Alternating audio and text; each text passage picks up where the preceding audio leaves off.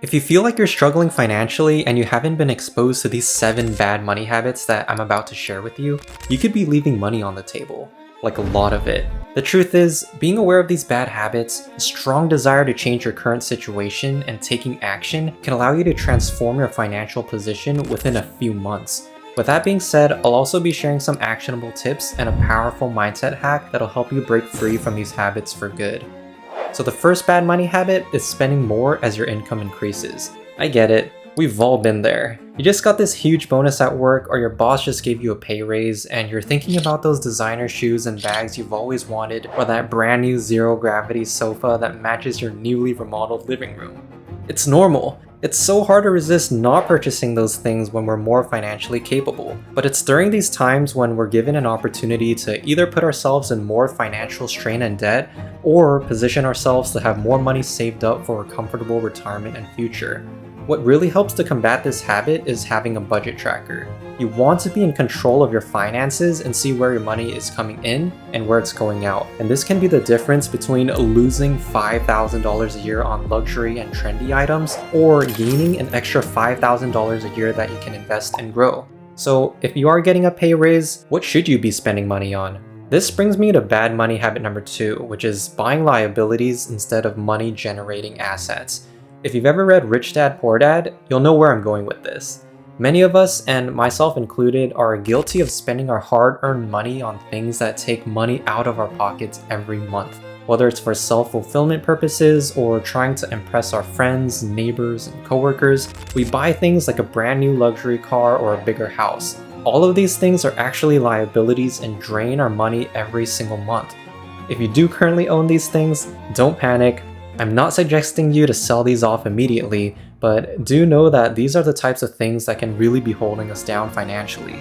Instead, wealthy people practice delayed gratification. They save up to buy real assets, which are things that generate passive income for you, things like dividend-paying stocks and rental property. That's how their net worth and income grow with time, even with less work. Once you've made that sacrifice, you can buy yourself that dream car you've always wanted. The third bad money habit is not using credit cards in the right way and living beyond your means. A lot of people think that they can take advantage of credit cards by buying things they want with money they don't have, which all sounds great, right?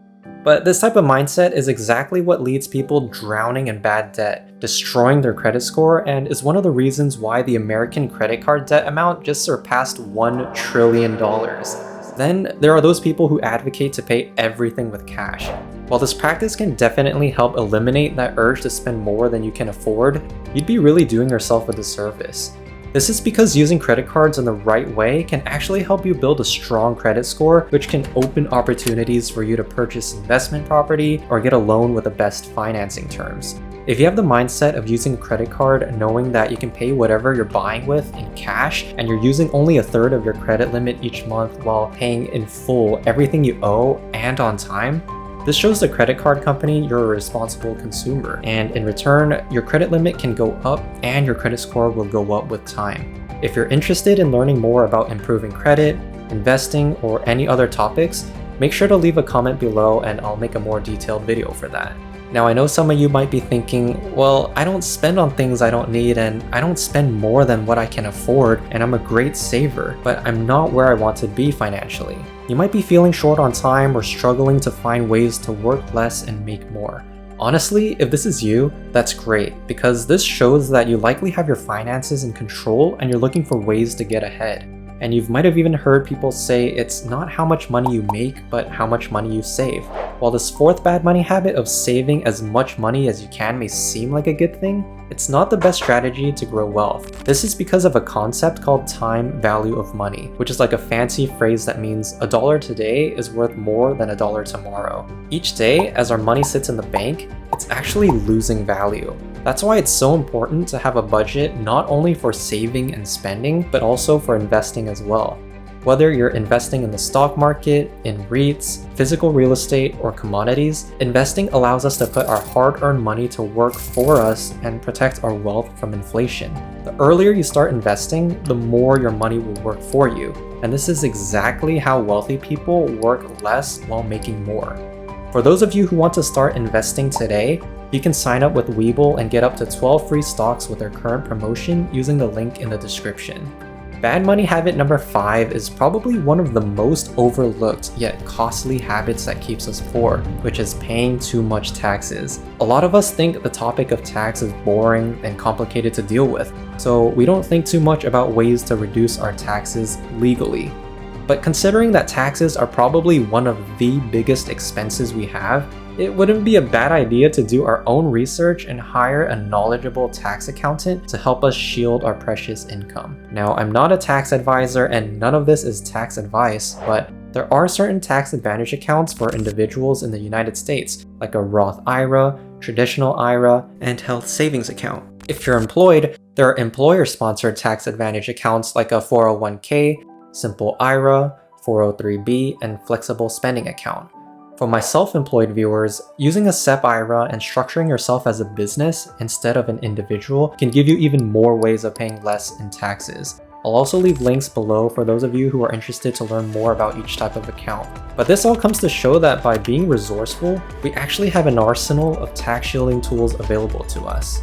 The 6th bad money habit is finding ways to make multiple income streams when you're not ready yet. Now, I know this might seem contrary to popular belief, but hear me out. Yes, it's good to have multiple income streams, and you might have even heard that the average millionaire has 7 streams of income, but this statement is really misleading.